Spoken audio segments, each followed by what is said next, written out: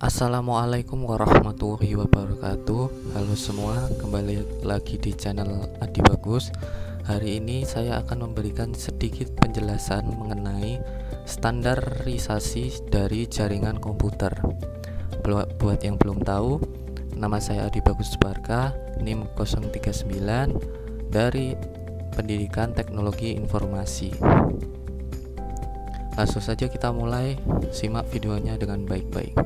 Yang pertama adalah standar jaringan komputer. Nah, standar jaringan disebut juga sebagai protokol atau standar jaringan merupakan sebuah standarisasi kompatibilitas vendor-vendor hardware dan software. Nah, standar jaringan merupakan kebutuhan akan interkoneksi antar komputer. Standar jaringan komputer juga dibutuhkan untuk dapat membuat suatu standar produk agar brand maupun vendor-vendor yang berbeda dapat saling berkomunikasi. Itu merupakan sedikit gambaran mengenai standar jaringan komputer. Kemudian yang selanjutnya adalah konsep dari protokol. Nah, protokol itu apa? Protokol adalah suatu kumpulan aturan yang dapat dimengerti oleh device atau sistem untuk saling berkomunikasi. Masing-masing protokol ini mempunyai konsep yang berbeda, yang dimana berkaitan dengan servis atau pelayanan maupun media yang digunakan pada komunikasi jaringan tersebut atau pada jaringan tersebut. Kemudian yang selanjutnya ini merupakan standarisasi dari jaringan komputer secara umum. Yang pertama adalah model OSI, di mana model OSI ini merupakan Open System Interconnection yang merupakan model referensi yang diciptakan dari sebuah kerangka yang bersifat konseptual, di mana saat ini telah berkembang dan menjadi sebuah standarisasi khusus yang berkaitan dengan koneksi maupun jaringan komputer. Pada model OSI ini terdapat 7 layer yang dimana diantaranya seperti terlihat pada gambar. Yang paling atas yaitu layer application, kemudian layer kedua adalah presentation, ketiga adalah session, keempat transport, kelima network, keenam data link, dan yang terakhir adalah layer physical. Nah, kita bahas satu persatu. Yang pertama yaitu application layer, di mana lapisan ini berada yang paling pada lapisan ketujuh yaitu paling atas, di mana lapisan ini yang menjadi pusat ataupun center terjadinya suatu interaksi antara pengguna atau user dan juga aplikasi yang sedang dijalankan. Nah, contoh service protokol pada layer ini yaitu diantaranya ada HTTP, kemudian NFS, DNS, FTP, dan lain sebagainya. Kemudian yang kedua yaitu presentation layer, yaitu berada di lapisan ke-6, di mana layer ini berfungsi mentranslasikan format data yang akan ditransmisikan oleh aplikasi melalui jaringan. Nah, pada layer ini terdapat beberapa protokol, yakni ada Telnet, SMTP, dan juga SMNP. Kemudian lanjut yang ketiga yaitu session layer, di mana pada layer ini terdapat pada lapisan kelima seperti pada gambar, di mana layer ini berfungsi mendefinisikan bagaimana sebuah koneksi dapat dibuat, dikelola, dan juga dikembangkan. Contoh protokol pada layer ini yaitu ada ADSP, kemudian PAP, SPDU, dan lain sebagainya. Itu merupakan layer session. Kemudian yang selanjutnya adalah transport layer, di mana berada pada lapisan keempat pada gambar, yang dimana layer ini berfungsi memecah data menjadi paket-paket data serta memberikan nomor urut untuk setiap paketnya. Terdapat protokol TCP juga pada layer ini yang bertugas mengirimkan data sekaligus memastikan setiap paket telah diterima dengan sukses dan juga tepat sasaran. Kemudian yang selanjutnya layer ketiga ada network layer, yang dimana pada layer ini bertugas untuk membuat header pada paket yang berisikan informasi mengenai IP, baik secara IP pengirim maupun IP tujuan, dimana pada kasus tertentu network layer ini juga melakukan proses routing dengan bantuan hardware router ataupun switch. Kemudian yang keenam ada data link layer, di mana ini berada pada lapisan kedua pada gambar.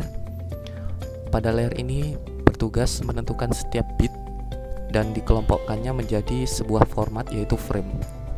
Jadi pengelompokan value bit menjadi frame yang di dalamnya terdapat protokol, yaitu PPP atau point to point protokol, kemudian ada SLIP atau Serial Line Internet Protocol.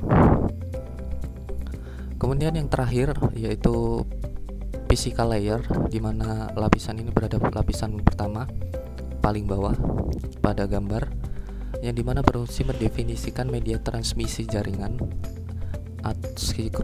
sinkronisasi bit, kemudian metode persinyalan, serta membangun arsitektur jaringan seperti pengkabelan dan juga topologi jaringan. Semua itu dilakukan pada physical layer. Kemudian layer ini tidak mempunyai protokol spesifik karena hanya mengirimkan data berupa bit saja. Nah, tujuan dibuatnya model OSI ini untuk menjadikan model rujukan bagi setiap developer maupun vendor, sehingga produk atau software yang dibuat ini dapat memiliki sifat interpolate.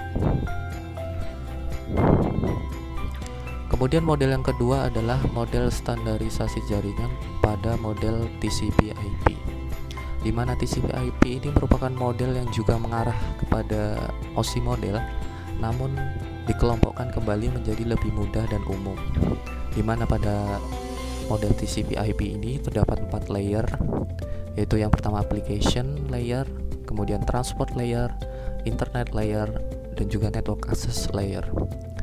Pada application layer ini merupakan data bagi pengguna dan juga kontrol dialog, di mana application layer ini merupakan gabungan antara application layer, presentation layer, dan juga session layer pada OSI model.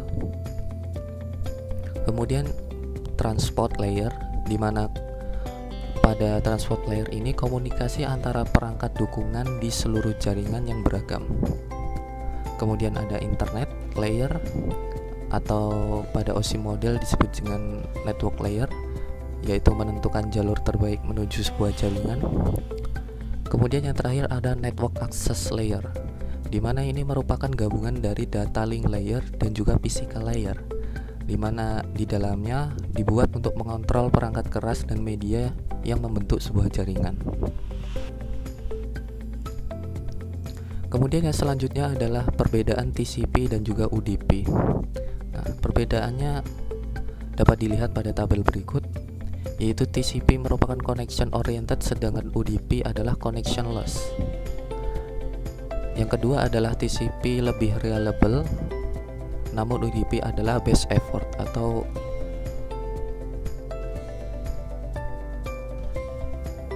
best effort. Kemudian yang TCP selanjutnya adalah segment sequencing, sedangkan pada UDP no sequencing.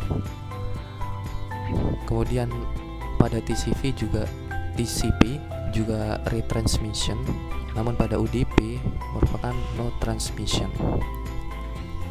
Pada TCP juga melakukan yang namanya handshake atau sync, sedangkan pada UDP dia tidak melakukan handshake atau pengsinkronisasian. Kemudian yang selanjutnya adalah pada TCP yaitu acknowledge, sedangkan pada UDP tidak acknowledgement. Kemudian yang selanjutnya merupakan TCP unggul dalam bertukar email, file sharing, dan juga download, sedangkan UDP itu lebih unggul pada voice streaming maupun video streaming, sehingga masing-masing mempunyai keunggulan dan kelemahannya sendiri-sendiri tergantung fungsi dan juga penggunaannya. Nah, ini merupakan gambaran sederhana dari TCP dan juga UDP ya, perbedaannya. Yang TCP di mana dia slower but reliable transfer. Kemudian typical application-nya itu email dan juga web browsing. Dan jenis jaringannya menggunakan unicast. Sedangkan pada UDP merupakan fast tapi tidak guaranteed transfer, hanya best effort. Kemudian typical application-nya yaitu VoIP dan juga musik streaming biasanya. Dan pada UDP ini juga menggunakan jenis jaringan unicast, multicast, dan juga broadcast, sehingga perbedaan antara keduanya terlihat jelas.